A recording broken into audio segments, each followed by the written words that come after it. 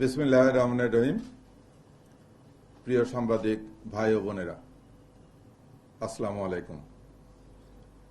গত 19/5/2026 তারিখ স্বরাষ্ট্র মন্ত্রণালয় হতে পুলিশ কমিশনার ডিএমপি ঢাকা বরাবর একটি লিখিত অভিযোগে জানান যে জনৈক ব্যক্তি একাধিক হোয়াটসঅ্যাপ নাম্বার ব্যবহার করে কখনো নিজেকে স্বরাষ্ট্র মন্ত্রণালয়ের একজন ঊর্ধ্বতন কর্মকর্তা, আবার কখনো নিজেকে ক্ষমতাবান রাজনৈতিক ব্যক্তিত্ব অথবা প্রশাসনিক রাজনৈতিক ব্যক্তির নিকট আত্মীয় পরিচয় প্রদান করে। বিভিন্ন সরকারি কর্মকর্তা কর্মচারীকে পদোন্নতি প্রদানের প্রতিশ্রুতি দিয়ে প্রতারণা করে আসছে। এছাড়া এই প্রতারক চক্র বিভিন্ন সাধারণ ও রাজনৈতিক ব্যক্তিবর্গের নিকট গুরুত্বপূর্ণ কমিটি ও পদে পদায়নের প্রতিশ্রুতি প্রদান করে জনগণকেও প্রতারিত করছে। উক্ত অভিযোগের প্রেক্ষিতে ডিবি সাইবার স্পেশাল ক্রাইম এর একটি দল গোপন অনুসন্ধান শুরু করে। অনুসন্ধানের ভিত্তিতে উক্ত ব্যক্তিকে শনাক্তপূর্বক গত 20/5/2026 তারিখ 21:35 ঘটিকায় এম আনিসুর রহমান শান্তকে ঢাকা মহানগর হাতিরঝিল থানাধীন পশ্চিম রামপুরস্থ নিজ বাসা থেকে ডিবি হেফাজতে নেওয়া হয় এবং তার নিকট হইতে প্রতারণার কাজে ব্যবহৃত মোবাইলটি জব্দ করা হয়। পরবর্তীতে ডিবি হেফাজতে জিজ্ঞাসাবাদে উক্ত প্রতারক ঘটনার সাথে সম্পৃক্ততার কথা স্বীকার করে। এছাড়া আসামির হোয়াটসঅ্যাপ মেসেজ বিশ্লেষণ করে উক্ত চক্রের আরও একজন সদস্যের তথ্য পাওয়া যায়। হোয়াটসঅ্যাপ মেসেজ ও আসামির জিজ্ঞাসাবাদে প্রাপ্ত তথ্যের ভিত্তিতে অভিযান পরিচালনা করে চক্রের সাথে জড়িত আরেক সদস্য নীলুফা সুলতানা, ব্যক্তিগত কর্মকর্তা, শৃঙ্খলা অধিশাখা 2, স্বরাষ্ট্র মন্ত্রণালয়, তাকে গ্রেপ্তার করা হয়। উক্ত চক্রের সাথে জড়িত অন্যান্যদের শনাক্ত করে আইনের আওতায় আনার প্রচেষ্টা অব্যাহত রয়েছে। এ সংক্রান্তে রমনা থানায় একটি নিয়মিত মামলা রুজু করা হয়। মামলা নম্বর 28, তারিখ 21/5/2026, ধারা 420, 406/34। তদন্ত কার্যক্রম চলমান। তদন্তে অন্যদের জড়িত থাকার বিষয়ে যথাযথ কঠোর আইনগত ব্যবস্থা গ্রহণ করা হবে।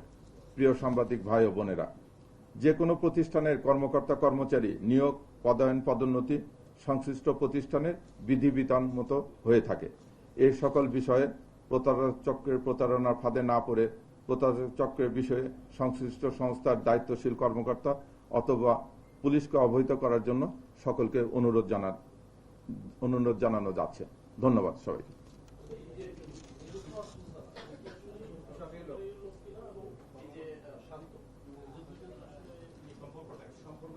শান্ত একজন পাবলিক, ওনার বাড়ি মহেশখালীতে। উনি এখানে নিজেকে বলে যে উনি বিভিন্ন ব্যবসা করে, ল্যান্ডের বিজনেস চেঞ্জ করে। আর নীলুফা ইয়াসমিন কথা যা বললাম, উনি সরকারি একজন কর্মচারী, উনি স্বরাষ্ট্র মন্ত্রণালয়ের সরকারি কর্মচারী। উনি ব্যক্তিগত কর্মকর্তা, শৃঙ্খলা অধিশাখা 2, স্বরাষ্ট্র মন্ত্রণালয়।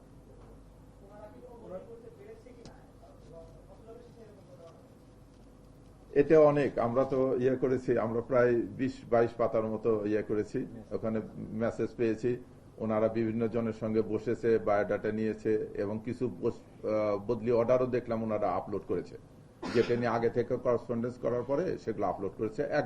এখন আমরা এগুলো তদন্ত করে খতিয়ে দেখতেছি যে সংশ্লিষ্ট তাদের সঙ্গে। তবে এইরকম প্রচুর ডকুমেন্ট পাওয়া গেছে এবং তাদের কথোপকথন চ্যাট আপে আছে। তারা একাধিক ব্যক্তির সঙ্গে বসেছে এবং লেনদেনের কথাটাও আছে যে অমুক জায়গায় বদলি করে দিলে কত দিতে পারবে, এরকম মেসেজ আমরা পেয়েছি এবং তারা এগুলো করেছে, দুইজনই স্বীকার করেছে।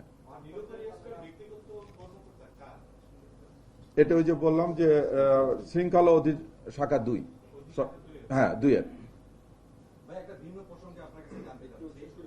আচ্ছা আচ্ছা, একটু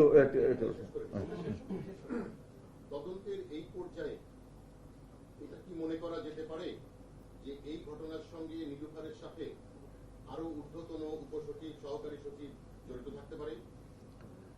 এই মুহূর্তে করতে পারছেন। আমরা ফোনগুলো নিয়ে এসেছি, আমরা ওনাদের ডিভাইসগুলো নিয়ে আসছি, ডিভাইসগুলো আমরা ফরেন্সিক করতেছি, করে এরপর মন্ত্রণালয়ের এবং আমি মন্ত্রণালয়ের যারা দায়িত্বপ্রাপ্ত কর্মকর্তা তাদের সঙ্গে কথা বলেছি। তারা বলছে যে তদন্তে যে কেউ আসুক, সুষ্ঠু তদন্ত করে যে কেউ জড়িত থাকে এর সঙ্গে তার বিরুদ্ধে আইনগত ব্যবস্থা গ্রহণ করা। পর্যন্ত ঊর্ধ্বতন স্বরাষ্ট্র মন্ত্রণালয়ের ঊর্ধ্বতন কোনো কর্মকর্তার সম্পৃক্ততা পাওয়া যায়নি।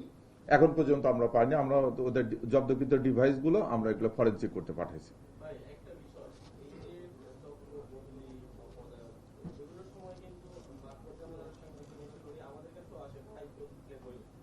তো যেটা পরে দেখা যায় যে এই স্বরাষ্ট্র মন্ত্রণালয় না, নানা জায়গা নানা মন্ত্রণালয় এই ধরনের লোক আছে। আপনাদের কি এখন এই সময়টা আসছে কিনা যে 5 আগস্টের পরে নতুন করে গজিয়ে ওঠা যে দালাল, এই দালালদের শনাক্ত এবং সচিবালয় কেন্দ্রিক যে সিন্ডিকেটগুলো সেগুলো শনাক্তে আপনারা আর কি নিজেদের থেকে কাজ করবেন বা কোনো একটা উদ্যোগ নেবেন? না, এতে যদি অভিযোগ পাওয়া যায়, কেউ যদি ক্ষতিগ্রস্ত হয়ে অভিযোগ করে বা কোনো মন্ত্রণালয় যদি এরকম তথ্য দেয় আমাদের কাছে, আমরা তথ্য পেলে তার বিরুদ্ধে আইনগত যে ব্যবস্থা, আইনগত ব্যবস্থা নিয়ে অবশ্যই নেব। কাউকে এরকম করে প্রতারিত করার জন্য বা এরকম প্রতারক চক্র গজে ওঠার জন্য এটাতে হবে না। এটাতে আমাদের সরকারের বদনাম হচ্ছে, সংশ্লিষ্ট প্রতিষ্ঠানের সংশ্লিষ্ট মন্ত্রণালয়ের বদনাম হচ্ছে। কাজে এই বদনাম কেউ নেবে না। আপনারা জানেন যে এদেরকে চিহ্নিত করতেছি তো আমরা প্রতারক চক্র, আসলে এরা প্রতারিত করতেছে মানুষকে। কাজে এদের বিরুদ্ধে যথাযথ আইনগত ব্যবস্থা গ্রহণ করবে।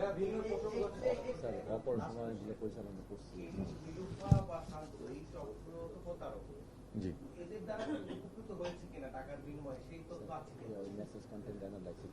এখন মেসেজ কন্টেন্ট গুলোতে এরকম দেখা যাচ্ছে যে তারা কথা বলতেছে, মানে আগে থেকে একটা বদলির জন্য পার্সু করেছে, আবার পরে দেখলাম যে সে বদলি অর্ডারটা পরে করছে, সেখানে অ্যাটাচ করে আবার পাঠায় দিছে ওখানে। তাই এগুলো আমরা এখন তদন্ত করে দেখতেছি। আমরা তো কেবল কালকে রাত্রে তাকে নিয়ে আসলাম, আমরা এটা একবার পুঙ্খানুপুঙ্খানু তদন্ত করব এবং এই জন্য আমাদের ডিভাইস গুলো ফরেনসিক করা দরকার, এই জিনিসগুলো সত্যতা যাচাইয়ের জন্য।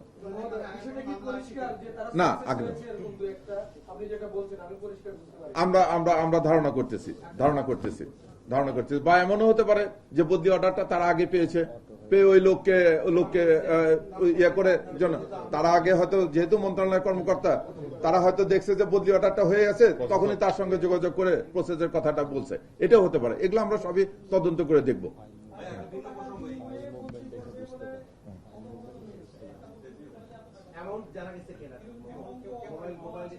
না, এরকম একবারে টাকার উল্লেখ নাই, তবে বলেছে যে কত দেবে এ বিষয়ে বসায় দাও, এরকম মেসেজ চ্যাট আছে, এরকম চ্যাট আছে। হ্যাঁ, জি।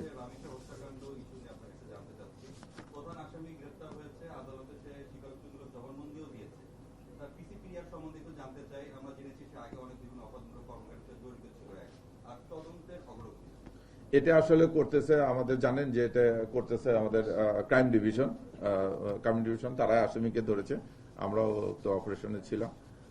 তা এটা নিয়ে গতকাল আমাদের অ্যাডিশনাল কমিশনার ক্রাইম স্যার বিস্তারিত বলেছে। উনি 164 করেছে, 164-এ উনি বিস্তারিত স্বীকার করেছে। বাকি যে আপনি বিষয়গুলো বললেন, এগুলো মিরপুর জোনাল টিম তদন্তকারী সংশ্লিষ্ট তদন্তকারী কর্মকর্তা যাচাই বাছাই করে দেখতেছে।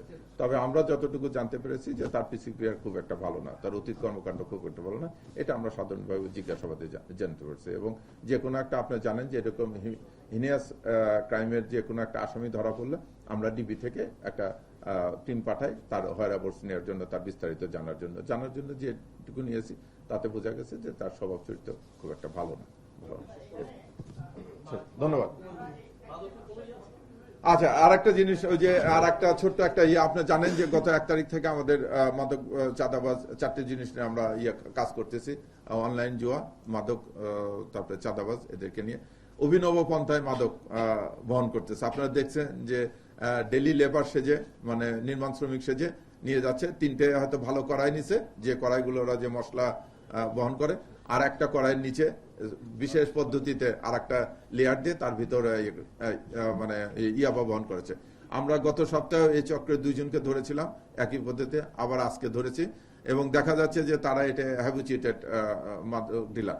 এই প্রত্যেকের নামে একাধিক মামলা আছে, যেহেতু একজন মহিলা এবং 2 জন পুরুষ ধরা পড়ছে, তাদের প্রত্যেকের নামে একাধিক মামলা রয়েছে। ধন্যবাদ সবাইকে। 3 জনকে। Thank you.